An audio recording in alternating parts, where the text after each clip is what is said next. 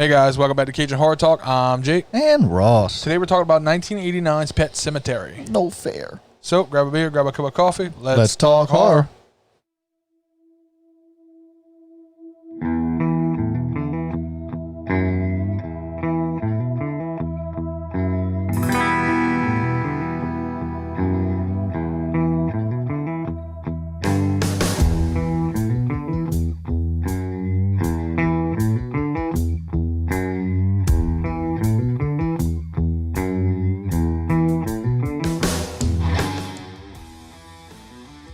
Alright guys, Pet Sematary looking at a runtime of 1 hour and 43 minutes. Made on a budget of $11.5 million. It only grossed $57.4 million. God damn, they shit on this movie like that? Right? Cast, Dale Midkiff plays Lewis Creed. Yeah. The great Fred Gwynn plays Judd Crandall. What is a ute? What is a ute? Denise Crosby plays Rachel Creed. Miko Hughes plays Gage Creed.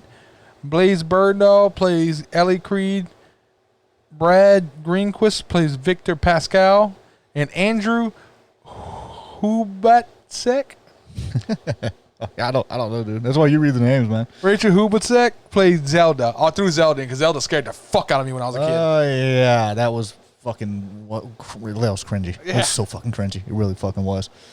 Well, I hate these people for not putting a random reference to their cousin Apollo Creed somewhere in this movie. They needed to do that. So, plot. If you don't know the plot of Pet Sematary by now, shame on you. Yeah, Patrick. How dare you? Living under a rock. Right? Basically, there's a cemetery on an Indian burial ground. Whatever's buried there comes back to life, but Which is offensive to my people. fucked up. Yeah, fuck that, man. I have a great. We're gonna have a talking point later on about how this would be such a fucking different movie that would go with southern lore around here. Uh-huh. We're gonna talk about that. Yeah. So, can we just talk about how fucking heartbreaking? Here's the thing. ass. I loved this movie as a kid. This was one of my favorite horror movies as a kid. Up until 9 years ago, this was a trapped in an island movie for me. And I think I know where you're going. This movie hits it differently once you're a parent. Oh, I became a dad. Once you become a parent, And oh god, it breaks me now. Oh, Every time I look, and I love this fucking movie. It's a masterpiece. yeah. And I probably won't watch it many more times in my life. No, Because probably it not. fucking breaks me every time, dude. It hurts so I don't hard. care how hurtful. And look, Train to Busan, the ending broke me. Yeah. But I'll watch it again. This one just fucking. This one. I don't know. It really got. Oh. Know But exactly what you're you know talking what about. fucks me up, though? It hits differently. Because whether this one or the remake, Is this the one? kids, they have an older girl Yeah. and a younger boy. Yeah. I have a 9-year-old daughter and a 4-year-old son. Yeah. And whenever the remake came out, It was just the other way around. it was Spoiler alert. yeah. It was the daughter instead. Yeah. He still fucking hits. Still hits home. It's Oh, fucking. It's, God, dude. look, don't ever bury your child in a pet cemetery to get him to come back to life. What the fuck? Here's the thing. Here's the Oh, thing. what is the thing? This is what pisses me off the most about this movie. Most horror movies, we could sit there and go, you fucking idiot. Who plays with the fucking little Ouija puzzle board box? and puzzle box, Hellraiser's cube, and all that. Yeah. Why are you saying Candyman's name in the fucking air? Yeah. Stop fucking with things. Yeah. Who goes after the little girl who's possessed? Once you lose a child, When you're a fucking dad. you're a fucking nervous wreck. I cannot honestly sit here with you and tell you I wouldn't have tried it. No. I guess cannot look you in the eye and say, you know what, if there was a fucking burial ground down the road over there Yeah. that I knew for a fact I buried a pet and it came back a little fucked up, but it came back, But it came back. that I wouldn't have buried my son there. I don't even think it would have. It would have been a devastated, crying, drunken night, and I'm gonna go fucking bury him there. I could, yeah. I could kind of see that. The paramedics you're might not have made it heartbroken. there by the time I brought him there. You're heartbroken, dude. You're fucking. Now, the you're wife, done. the Yeah. wife, you're a fucking idiot. Yeah. I love my wife, and I love you, But you did it again. but You did, that's a different story. Now, look, here's the thing. If his daughter would have died, and he brought his daughter, I'd have understood it.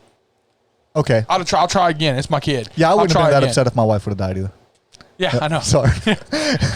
But Hannah, I love you, but it's not the same attachment. No, it's not the same. It's different. When you're fucking, if you lose a child, It's I literally could not imagine. No, I don't know what I would do. It'd be fucking crazy. But this story unfolds. They moved to this small town, and there's apparently reminds me a lot of where we're at right now. Yeah. All the fucking truck. Where the area where I grew up at when they were doing, because we have levees and shit for floods and crap. Here.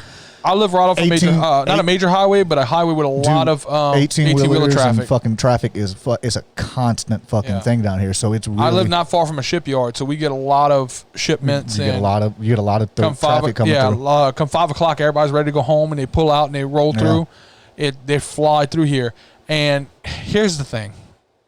Like I said, I live right off a highway. Well, yeah. My kids are not allowed to play in the front yard. No. My son wasn't either when I was living down where I used to live. Shit happens. But they were fucking 3 adults standing there when Gage got hit. Somebody should have noticed him walking off prior. Yeah. It should have been noticed prior. There's no reason why that kid got so fucking far away from him. Yeah. That it took him sprint. Don't get me wrong. Not blaming the parents. My son did this to us. My son, we were all outside. We had the whole family here. It was a family gathering. Mm-hmm. We're all cooking outside. We're having fun. And my son just disappeared. My son did that to his mother. He did and that to me. He did it to me one fucking time, too. Turns out the whole time he was in a closet in the garage. Yeah. And he thought it was funny until he started hearing us screaming his name. Yeah. And he was scared to come out. Yeah, because then he's like, fuck, I'm in trouble. Yeah, then I'm in trouble. It's too far. Too far. Took it too far. So I get that. But that was a long fucking way for that kid to walk. Yeah, it was. It really, truly was. And when that happened, we were in the back of the house, away from the highway. You know what I mean? So that's one thing. I'd have noticed my kid walking up the fucking driveway going to the highway. Yeah, I think so. Nope, nobody fucking noticed. But they're flying a kite. The kite string comes out of his hand, and the kite. It wouldn't have flown like that. That's not how that would have happened at all. However, he follows the string to the kite into the fucking road. Oh, if it had been one of those shitty ones where you wrap it around, though. Yeah. That would have drug off. Yeah, could have. But he inevitably gets hit by an 18-wheeler, and the 18-wheeler flipped for some reason. Here's the thing. If I'm living there, and these 18-wheelers keep flying through, yeah. That'd happen until after the second or third cinder block hit a fucking truck. Oh, yeah. And then it'll learn to slow the fuck down. They'd slow down real fucking quick. Because, dude, fuck these guys, man. And then look, they still flying through afterwards. Yeah, it's not like knowing that a child died there. A child's just been fucking killed, and they're still continuing to do that. And it's all working for the same company. It's all Norinco trucks. Now, this happens after Judd has talked to the dad, and the cat was killed. So Judd brought him to the Pet Sematary, where they buried the cat, and the cat came back, and the cat... Good old church. Yeah, Winston Churchill is the name of the cat. And the cat comes back, but the cat's obviously fucking different. Yeah. It's more sadistic and angry. And which is that's saying something for a cat. Yeah, because cats are evil. Fuck cats. Yeah, cats are fucking mean as it is. Fucking mean. I'm sure we have cat people out there. I grew up with a cat in the house. We're glad for you. Well, I grew up with a cat in the house. But let's be honest. Cats are assholes. Cats are dicks. Yeah. Dogs love you. Cats, they put up with you because you're still alive and they can't eat you yet. Because they can't fuck anything. They're just waiting for you. They can't fuck with shit. Right. We need you to put food out. Otherwise, I'm going to go run around. And then this cat fucking catches a rat and throws it in the bathtub. What the fucking shit? With the door closed. How did it get in? I don't know. It's a spiritual cat. I don't know. Turned into fucking mist. Yeah. Fuck that cat. That cat would have stayed dead. I wouldn't have even buried the cat in the Pet Sematary. Yeah. So here's the thing. So we meet Judd. What is a Ute? Played by the great Fred Gwynn. Fucking amazing. Fucking great. This movie would not have been what it was without Fred Gwynn. And see, in the remake, Judd's the character that you're like, this is just not Judd. Who plays him? Just not, it's your boy from Harry and Henderson. Yeah. I can't. Damn. John Lithgow. Thank you. His name was fucking bothering me because he's a great actor. He really is. I can't take anything away from him. Nobody's Fred Gwynn. But that was like the we talk a lot about. Give me Herman Munster or no one. We talk a lot about Jackie. God damn it! I can't think of names. Freddy Krueger, the new Freddy Krueger. Jackie O'Haley. O'Hara, or whatever. No, is O'Haley? I forget. We're horrible people. We run a horror movie podcast. I can't remember this guy's name. But we talk about him. He did a great Freddy Krueger. He wasn't Robert Englund. And I don't blame it on. I don't blame that on him, though. I don't blame it on even his acting. I blame it on the fact, and I don't blame it on the fact that he's not Robert Englund. His problem was he was wrapped around a shit movie. That's true too. And but it was very fucking obvious that it. And so when you do a remake like this, it's nothing to stab against the actors who are playing it because he's a great actor. He really is. But he's not Judd. He's not the Judd that I've known all my life. Yeah, and even Fred Gwynn had that Maine accent. Yeah. He sounded like he was from there. He did. Sometimes dead is better. Yeah, that's the fucking things that stick with you. Sometimes it really fucking dead is better. And he has that weird inflection to his voice that just fucking resonates. Yeah, it does, and he does great. I'm sorry, that's one thing I'll take away from this movie is Fred Gwynn's a very large guy. Yeah, he's a very big guy. He got beat up by a 3-year-old. Yeah, he also got his fucking Achilles cut. That was fucking grody. It was very grody, but once you're down, I could fight somebody with a broken leg or a cut leg. Here's my thing, though. It's a fucking 3-year-old. It's Here's my thing. The child's play syndrome, man. If I'm down, right, got my Achilles cut, it could have been shock, but this has been, they've been living there months by this time. Yeah. By this time, if your son attacked me, yeah, I wouldn't fight back the same, even knowing he's evil. Oh, I would not fight back the same. But I have all the confidence in the world that if my son tried to attack you, you would wrap his ass up. True. You're going to grab him. You're going to contain him. I'm not saying he needed the straight out fucking Superman punch this kid. Spartan kick him No, into. he should have. Yeah, but I'm not saying that's what he had to do. Child's play syndrome, dude. Just grab this mother. You are a big mother. You are Herman fucking Munster. You're a big some bitch. Grab this fucking kid. Oh, what he used to yell when he jumped up and down? Yeah. He jumping down and up in the basement. Yeah. Well, I'm saying, grab this little turd. This Oh, man. fucking bastard's going did he crazy. cut his lips? Yeah. Got him in the lips. Okay. But well, the dad got scratched by the fucking cat, and nobody asked him about it except for Judd. Right. Judd was on. What happened to your face? okay, let's talk about Pascal real quick. Well, I was about to harp on the fucking father-in-law. Oh, fuck that Fuck, dude. dude, I'm telling That's you. like one of my only notes. Bruh, I'm telling you right now. That dude. You would have had to stop me, Jake. I wouldn't have. I'm telling you, you would have had to fucking. I wouldn't have. Oh, no, you would have. You'd be like, look, Ross, he's unconscious. He's bleeding. Just get off him. I would. Get off I'd have him. been kicking him on the I'm other side telling of you. Fuck that dude. Something, God forbid, ever happened to one of my children, and I don't care if it's my dad. one of my children. Why doesn't he have more than one, Ross? I have one child. I have one kid. That was You a sure? Weird way of it. You sure about that? No. You got me flustered now. I don't know why I said it like that. God forbid if something were to happen.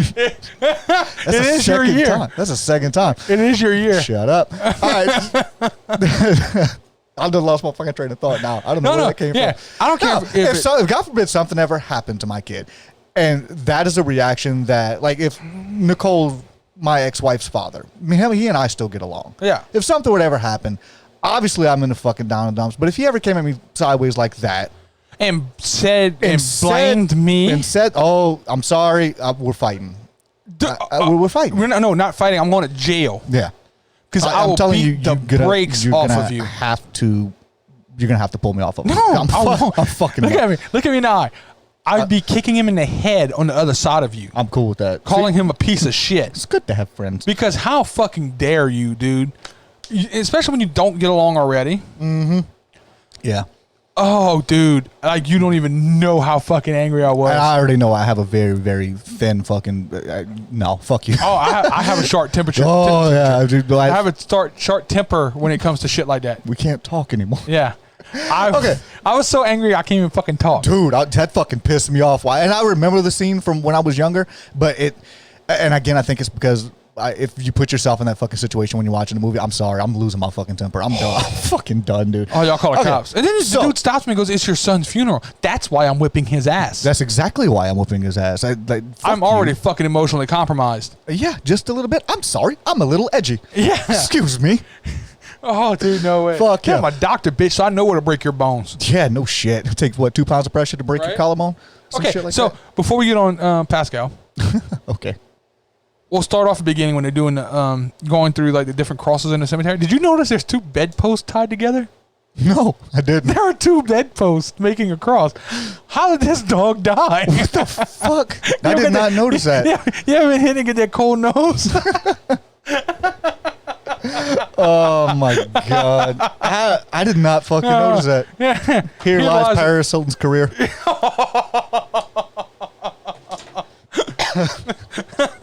But I didn't notice that at all. But then, okay, further in the beginning, well, later on in the beginning, they pull up to the house.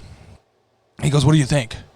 You bought a house without your spouse seeing it? Yeah. What kind of fucking marriage was But this? dude, this is also back in what, 89? Yeah, this is 89. This is an old school way of thinking. Where this was the men or the leader of the household. So you just she do just what had the to see fuck the I said. kitchen? Yeah, go make a sandwich. This was back before feminism was a thing. If I bought a house without my wife seeing it, it could have been the Taj Mahal. She'd have walked up and found something wrong with it. Well, look at the time frame though. This is 1989. Judd is an older man in this fucking movie. Judd was alive before women could vote. Yeah, that's true. Women weren't allowed to vote until 1920. This is only 69 years. Nice. It's only 69 years afterwards. I mean, there's not a whole lot of feminism going on in this movie. There's really not. It just, it's one of those things, man. Who the fuck? He bought a house without consulting with his wife at all. Yeah. This is 1989. Shit happens, I guess. Right. Here's the thing, too. Pascal gets hit by a truck. Comes back to life on the table and kind of talks to. Okay, yeah. I hated Lewis. this aspect of the fucking. I liked it. He was like a spiritual guide. I didn't care for it. Here's the thing. Whoever sent him back couldn't have patched him up a little bit. No, right? No, they didn't. You just showed up leaking shit on my carpet. Yeah, no, not at all. And you could have showed up beside when I'm in bed like my kids do. I get the spirit guide thing. It felt like it was unnecessary to me. It really did. It just didn't seem like it needed it in the fucking plot. It was in the book, so. Yeah, I get. There was things in the books. There were things in the book that they left out. Yeah, they left out, like the whole Wendigo thing. The Wendigo thing, which is what I wanted to talk to you about. Look, we live in a very rural area where there's we have a legend, it's folklore down here. It's about a werewolf. We call them the Rougarou. South Louisiana is the Rougarou. There is a graveyard way down the bayou. Yeah. That supposedly the person who allegedly turned into the fucking werewolf was buried down there, and his headstone disappeared, and no one can find his fucking body, and he supposedly came back as a Rougarou. That is an amazing Pet Sematary fucking type of bullshit, and we grew up around this. Yeah. Yeah. If only someone could do it right. If somebody could fucking make that into existence, I would fucking love that. That would be an amazing fucking movie, book. That would be great. I'd love to see that. No, I like the idea of a spiritual guide. I didn't need Obi-Wan Kenobi in this movie. Here's the thing, though. If I'm Pascal, I'm pissed because the only person in his family that listens is the little girl. Yeah, no shit. No shit. He's just kind of like he's hollering. Okay, yes, but kids see. But here's my thing: if Pascal's on their side, why did he send the wife back to get slaughtered? I think he sent the wife back to try to talk him out of things. But it was done. That's the only justification I can think. He was trying to get the wife back there to stop what was going on. I can't go any farther? Fuck you, dude. You just dropped me into the fucking snake pit and rolled out. Yeah. With that trucker. Yeah. How is he paying for his fare? Shit. I wonder. I wonder. Yeah, you ever seen Scary Movie 2? No, the wife comes back. Thank God she leaves the daughter with her parents. Oh God. Thank God that happened. Little boy is back at this point, and he's killed Judd. He kills his mom. Dude. What the fuck? I'm just saying, he'd have got me too. Dude. He'd have got me. I'm telling you right now, my son probably would have got me. Here's the thing. My son, because I would never, even if my child was holding something like that, I don't perceive my kid as a threat like that. Yeah. I really don't. He's my kid. Like, bitch, I had you since you could fit in one hand. And then you already just watched, you had the whole funeral. Yeah. He was dead. And then you lost him. Now he's back. And he's fragile. He's going to gut me. He's going to gut me like a fucking fish because I'm not going to defend myself. You know what I mean? Yeah. No, because you don't see it the same. Fucking Joe was about it though, because Judd's like, "Here, Gage. Yeah, I got a surprise for you." Joe was like, "Fuck you, this is happening." Right? And then the fucking cat jacked them all up because he came out the fucking from under the bed like the fucking the clown from Scary Movie 2. Yeah. That's what I couldn't remember. I knew we had just reviewed a movie that this little boy was in, and it was Wes Craven's New Nightmare. Yeah, New Nightmare. I couldn't remember which movie it was that we just. Yeah, he's also the kid from Kindergarten Cop. Yeah. Oh shit, he is. Yeah. Wow. Okay. Yeah. That's how I always remember from Kindergarten Cop. I couldn't remember. Well, I know we had just done a movie that we had. Is he still making movies? No, he hasn't had anything since the 2000s. Serious, anyways. Not serious. Oh, good God, I want to see this. Dylan's New Nightmare, an Elm Street fan film. Oh, and he plays Dylan. And he's playing Dylan. That's legit. I'm really looking forward to that. Good job, dude. Yeah, I'd watch the fuck out of that. I'd watch the fuck out of that. We might give you a fucking review on that one. Yeah, well, no shit. Also, The phone call when he calls his dad. Yeah. Nope. I played with Judd, and then mommy came over, and I played with her. Now I'm gonna play with you. Fuck you, kid. Yeah, no, sorry. Nah, but you see, my little boy would have got me. That's enough, Gage. You're in timeout. What do you do? I mean, dude, and then I swear to God, I'll take away your PlayStation. Here's the thing: 2 parts in this fucking movie like really fucking get me. It's not even when he gets hit by the truck. No, that one didn't drop me. It's the one that gets me is the same one that gets you after he gets the fucking shot. When he gives him the shot. When he gives him the shot, no fair. Because he becomes human in that moment. Yeah, it's like he's not the little evil monster. Yeah, I just want to come see you, little evil fuck. Let me hold you. I'm so sorry. I'm sorry, bro. I'm sorry, dude. I'm sorry, bub. Come see. Let me hold you. I'm sorry. How long was that fucking shot, though? Oh God, motherfucker. Not just then, but the scene where he digs him up and he's just holding him on side of that fucking grave, dude. Yeah. And he's got him and he's holding him and he's just telling him it's gonna be okay. Yeah. He's rocking, bro. That shit fucking breaks me, dude. Every fucking time. And then, dude, I'm sorry, but after. And then, did we really have to see the little dummy Gage get lit on fire? No, that was unnecessary. Fuck that, dude. Oh, fuck God. Y'all for putting that in that movie, bro. For real. Look, I get set in the fire. Burn it with fire. But you could do that implicit. You don't have to show the body, the corpse. I mean, I wasn't fucked up enough watching this movie. Yeah, well, they had to make sure they got rid of the body. I mean, Michael Jackson was still around at this time. They had to make sure that the body was completely disposed of because that bitch would have went missing. Right? But it's and then, one of those movies that fucking breaks me, how fucking strong is this kid? He hanged the mom from the attic. Yeah, he went Michael Myers with that shit. Dude, he straight the fuck up hanged this bitch. He went to Michael's Arts and Crafts. And so the dad cuts the mom down and is like, oh, I'm going to do it again. No. You just shot your son up with some shit and then burned him. Yeah. You're going to try again? You're really going to... And walk through your fucking spirit guide going, don't do this. And he's like, it's okay. I caught it soon enough. I caught it soon enough this time. She comes in with the fucking googly goo dripping out of her fucking eye socket and you kiss her. Kisses her. You're a psychopath. There's something wrong with you.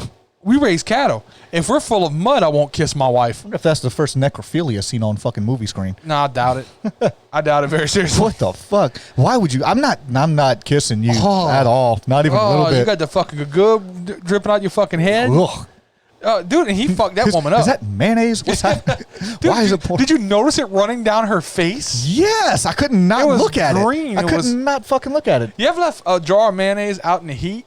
It gets that film. Yeah. There's hair. There's hair on it. One of the things we didn't talk about was the dad in this half-ass raking the yard job. He just gave the fuck up like really quickly. Possible directors for this movie. Oh, George A. Romero was in talks to direct this movie. Would have been fucking great. As well as Tom Savini. Tom Savini would have. Which is amazing. I think would have liked to see him. Which is crazy because think about it. That's George Romero and Tom Savini both did Dawn of the Dead. Yeah. That would have been fucking great. They would have had so much more gore and gruesome shit that happened in this fucking movie. It'd have been so fucking bleak. Going on this fucking movie as bleak as it is. Yeah, there's not much light at the end of the tunnel. No, but if they'd have done this movie, holy shit, dude, fuck that. He's a fucking psychopath. But this is one of those movies, man. That has like it's scary on the outside looking in, but there's that fucking creepy candy center that. It kind of addresses everyone's fear of death. Yeah. And the way we don't accept death. See, and I think the big underlying thing here is the death and the people going through depression. Look, it's a natural fucking course of things whenever that happens. Your kids have already been exposed to the idea of death, as have mine. My son actually had the very, very unfortunate time where we had some friends that lost a child. Yes. And my son was young, and I was in the middle of going through a damn divorce, and he happened to be with me whenever we did the wake, and he stayed back, and then he got curious and wanted to see. Yeah. So we had a little sit down talk and everything. I think that instead of trying to resurrect the cat, let's just talk to our kids about it. Yeah, let's just talk about it. Look, it's like by the way, fuck the mom. Yeah. Dad, go ahead, tell her. Promise her it's gonna be okay. No, I'm not doing that. No, don't make false promises. That's something that don't promise your kids shit that you can't break your fucking kids. If you can't fucking deliver a promise, you can't. I promise you, this is gonna be okay. No, that shit irks the fuck out of me. That's whole feel good bullshit. Yeah, It's like, Daddy, is it going to be okay? I don't know, son. It's not looking good. Yeah. I mean, just be a realist. Yeah, you don't be have real. to be a fucking asshole about it, but be a realist. Because look, you and I both grew up in households where the world wasn't sunshine and rainbows. Absolutely fucking not. We were told the truth. I grew up around realists. My dad is a very down-to-earth, real man, and he would sit and have Both conversations. my parents too, yeah. And, well, my dad mostly, when I was connected with my dad a lot when I was younger, but he'd have those really serious talks like, what's wrong? Let me explain this to you. Yeah. But instead of trying to play fucking resurrection with this damn cat, just talk to them. Sit down. Look, sometimes bad things happen. Yeah, it happens, love. I'm sorry. Look, Yeah. we raise animals here. If something dies, my kids are exposed to it. Yeah. They understand. Well, they also the life cycle of your children and mine have both seen the cycle of life, bringing around farm animals, and you see birth and death all the fucking time. Exactly. You kind of, and those are things that you need. I hate this. I'm going to go off on a little tangent real quick. One little fucking tangent that I'm going to go off on. With everybody who wants to tiptoe and pussyfoot around things with their fucking kids, there's a big thing in the fucking schools where you're not allowed to talk about religion. You're not allowed to talk about abortion. You're not allowed to talk about the death penalty. You're not allowed to talk about death. Why? Those are very important things, and they're very real life fucking things. You and I have different opinions on a lot of fucking things. Right. We can agree to disagree. We don't have to be on the same damn page. But you can tell them they got 5 different genders. Yeah, and see, the problem is if we reach out and say, well, no, let's talk about this, then it's, well, what, you don't believe me? Well, no, I want to explain this to me. Talk to me about it. And then everyone gets offended like I'm trying to bash you and say something stupid. Exactly. I'm not. You can believe what you want to believe. I can believe what I will. Let's just have a fucking conversation about it. That's why we live in a free country. Yeah. It is my constitutional right to offend you. Yeah, exactly. It really is. It says that. But at the same time, you're not helping anyone by sugarcoating shit. But you sugarcoat things, and then they're never able to be really explored. Then it becomes taboo, and they don't want to talk about it at risk of offending somebody. So then how do you develop? Maybe you might be fucking right. Yeah. And you might change my mind. I have no idea because we're not allowed to talk about it. Yeah. That's why we do. That's one of the main reasons why we don't just do reviews on this channel. We do discussions. That's why we How many times have I changed your mind in a movie? You've changed my. I want to say it's been at least 3 or 4 videos where you've pushed my number. Yeah. Like you've made me change. You know what? You're right. I agree. And that's after heated arguments, and we'll yell and scream at each other. And we're still best friends. That's just, we're very emotional. We wear our hearts on our sleeve, both of us. Yeah. So we get loud and we fucking yell. We had an argument recently for an hour and a half screaming at each other.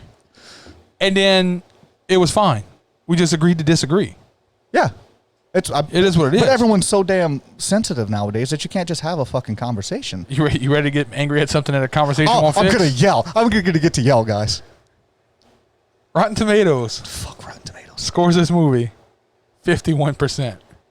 This is yet another movie that is rated lower than Sharknado. What the fuck, man? I'm pretty sure it's rated lower than Terrifier. What? Whoa, Terrifier was up there.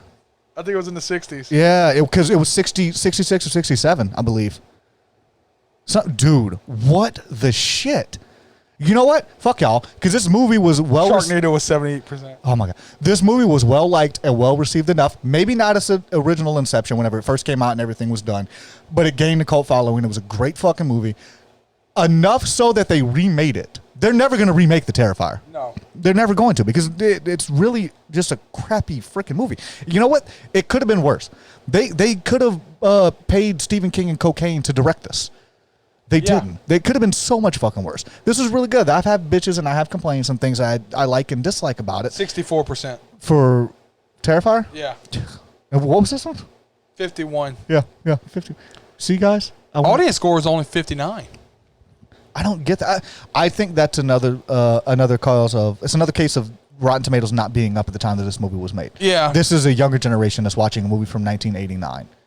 True. I think that True. bars a lot on how this movie is actually being fucking rated. I enjoyed the movie. It's not a movie I'm going to watch often. Look, and as a kid, I watched it a bunch. I had this on VHS and we watched the fuck out of it. It's so fucking different whenever you're looking at it. Oh, you know what we haven't talked about? Dad's perspective. What? Zelda. Oh, I wanted to talk about Zelda.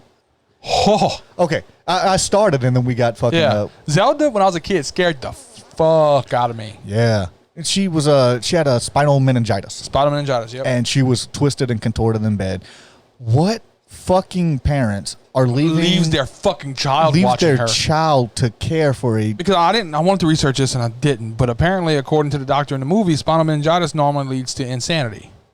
Yeah, so she's she's going to have mental illness. Well, I'd imagine it would, because anything in spinal, it goes up your spinal cord and all that. And meningitis, that's typically something that runs straight to your brain. cranium. Yeah. So, yeah, you got to figure this person is because people die from regular meningitis from such high fevers. Yeah. So, I mean, you'd say that, especially if it's that painful as it is, and then you're to be. You're leaving. Then you're leaving your child alone with this person. All right, we're going to read this out. Spinal meningitis is an infection of the fluid and membranes around the brain and spinal cord. Once infection starts, it can spread rapidly through the body. Without treatment, it can cause brain damage in a matter of hours and can be fatal within 24 hours. Yeah. And apparently, this chick had it for a minute. Apparently, she had been there for a while. And there's no fucking reason for you to leave a child in this person's guts. Because look what the PTSD did to her. Yeah. Because she blames herself. And I'm sorry, it's a really fucked up emotional moment in that movie where she admits to herself that she was happy that she died. Yeah. It's a really, because you look at that, you're like, God, are you a fucking crazy person? But again, this is one of those things where this movie just addresses all forms of death. But I enjoy that, okay? Yeah. Look, it's a look into people's psyche. Because, look, that's a same real time, thing in life where this person's not fucking suffering anymore. Yeah. Now, there's a real thing also where people are just, they feel burdened, and a lot of times it's with an older relative. Had that discussion recently. We recently talked about this with somebody who's older and unable to care for themselves. Yeah. And a lot of times, you got to think that Zelda must have felt that she was a burden to these people as well. But a lot of times people think that I have to take care of this person. She's a constant fucking burden on me. And it's a really fucked up. I like that they addressed it in the movie, though. They didn't. And there's multiple forms of that. They didn't shy away from it. There's the fucking cat, Zelda, Judd's dog. Yep. The little boy, obviously, Gage is a big part of that. But they kept coming back and addressing it. And it's a very serious issue. Just the acceptance and the guilt of death. Yeah, just fucking talk about it. But there's multiple forms of that, too. It's not only the idea of a burden being lifted. There's also the idea of someone suffering ending. Yeah, and that's how you're happy for them not to be suffering anymore, but at the same time you feel guilty for feeling happy for them because they're gone. It's that fucking cycle that goes on. You know Look, what I mean? my great grandmother just passed away last year at 104. Yeah, love you, great grandma, but she was ready. Yeah, my great grandfather. She was ready. My great grandfather had really, really bad Alzheimer's. Yeah, to where he had no clue who any of us were, and he got aggressive and he would fight. And I hate to say a burden, but it was a thing to where it was almost where it took two people to watch him at all times in case he could get combative. Yeah. Now when he went, it was heartbreaking, but at the same time, it was relieving though. He's not suffering. He's not suffering. He's not in pain anymore. He's free from that. He's free from his burden here. Yeah. His physical burden. My grandfather, when he passed, my grandfather and I were very close. When he went, by the time he died, he was not the man he was. Well, he couldn't do anything with my anymore. great grandmother, she wasn't the same person. And she couldn't care for herself or anything. And to the point where if God came to me tomorrow and said, "Do you get one thing?" I would spend another day with my grandfather. Yeah. But in the same breath, he is free. He is no longer suffering. You know what I mean? So and that does give you a type of grief in and of itself, and a type of guilt. And everybody has that fucking guilt, because you think, oh fuck, I'm a horrible person for thinking that. Yeah, exactly. But it's I'm telling you right now, we're having the discussion now. That's normal. It's a normal thing. That's a normal reaction. And it's a good thing to talk about. Yes, because then you don't repress it and wind up with some kind of fucked up ass PTSD later on down the line. You need to express those things and get them out, which is why I harp so much that we need to allow our children, we need to have these conversations, and you have to tackle the serious topics, especially when they're young and impressionable. My son's first fucking brush with death before the funeral that we had attended and everything, when he was young, very young, Mulan. Oh yeah, I remember I told you about it the next day. We had a 4-hour crying, hysterical thing where I was sitting there trying to talk to him. We were watching Disney's Mulan, and I don't know if you remember, but the general's dad dies in battle. Yep. That was my son's first existential crisis, where he realized that one day dad's gonna die. Yeah. And we sat down and we talked about it, and it just broke him. Yeah. But you know what? When we went to, because his grandmother has passed away. It wouldn't have helped anything for you to say, no, baby, dad's gonna live forever. No, that's not. No, you don't have to worry about that. And I told him, I said, look, hopefully I'm gonna live a decent life. I'm gonna be around for years and years. I'm not gonna die tomorrow unless something happens. But shit happens. things because like what that happens? need to be Here's the thing. addressed. At his age, what happens if you tell him no, baby, daddy's gonna live forever, and the next day you get in a car accident? Yeah, and then well, he fucking lied to me. Dad lied to me. Dad lied to me straight the fuck up.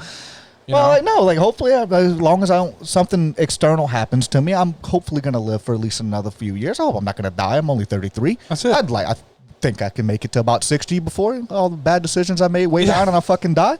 But we sat down and we had this conversation, and that led to whenever his grandmother passed away, he had an understanding of death, Yep. and it eased that transition. It was okay. Yeah. So, rating 44. 44. You see, I'm going 47. I was gonna go a little bit higher. I'm sticking with a 44 though. There were some things I didn't like the Obi-Wan Kenobi thing. I really didn't. I don't know why. It just this time watching, because it never bothered me before, but for some reason this time watching, I was like, why the fuck is this dude here? Here's the thing. The reason I'm giving it 47, and the only thing I'm taking away is kind of Pascal, because that's the only thing I can really take away from it. Yeah, The acting was spot on. acting was very spot on. This is a movie that touches on so many different real life mental issues. It really does.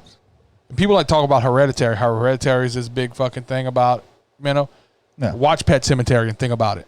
Yeah. Holy shit, it'll Yeah. fuck your mind up. Hey, isn't meningitis contagious? Yeah, it is. Why wouldn't the sister be at a hospital ward somewhere? Thank you. Well, it's also the Well, 70s. Yeah, okay. Yeah, because that happened prior to, it was 89 Yeah. when she was telling the story, and she was a kid in the story. So Yeah, probably like early 70s, late 60s. Why don't leave your 8-year-old home alone with it? Like, if they have COVID, my son's not going to take care of him because he's Right. not catching COVID. The fuck's wrong with Right. But yeah, this is a movie that unpacks a lot of different mental issues and addresses a lot of different things about us accepting and you? Yeah. rejecting death. And Absolutely. Shit like that. It's one of those movies that is packed full, and it's a really good, scary movie. It is. And it fucking breaks my damn heart. Not a very big kill count. Nope, not a high kill Not count. at all. Nope. I think it was And just. It takes a while to get there. Is it just 2? Because I'm not counting Zelda. I'm not counting the sister. So That's you not a kill count. Judd and the mom and the dad at the end, he dies.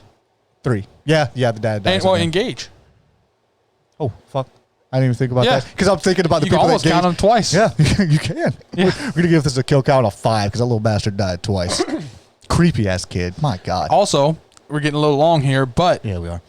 was it Gage or was it a demon? I don't think that. And we had this conversation in one of our earlier videos, our Tuesday video we covered Incarnate. Yeah. We talked about the essence and the spirit and the soul and all this other crazy shit. Not coming at it from a religious standpoint. However, the same consciousness that was present in Gage when Gage was alive, it's not the same consciousness that was there whenever he was resurrected. That was an empty vessel that was filled with something. Oh yeah, that Yeah. was he was filled with some kind of exterior bullshit. I don't know if it was like some Native American ghost type of crap because of the cemetery he Wendigo. was buried on. It was a Wendigo. Could be any of those things, but that same consciousness that was not Gage whenever Yeah, he was exactly. brought back. There's no fucking way. Yep. All right, He just guys. had enough of his memories to know To who fuck mom and with dad is mom and and fuck dad, with yeah. mom and dad are, but it wasn't Gage. All right, guys. So find us on YouTube, iTunes, SoundCloud, Stitcher, Pandora, Google Podcasts, TuneIn Radio, Spotify, and now on Amazon Music. Amazon Music podcast, guys. Yep, they launched recently, and we were on the ground floor, got in there, and Yay. we're available there now, too. We VIP. That's it. All right, guys, we're out of here. Later.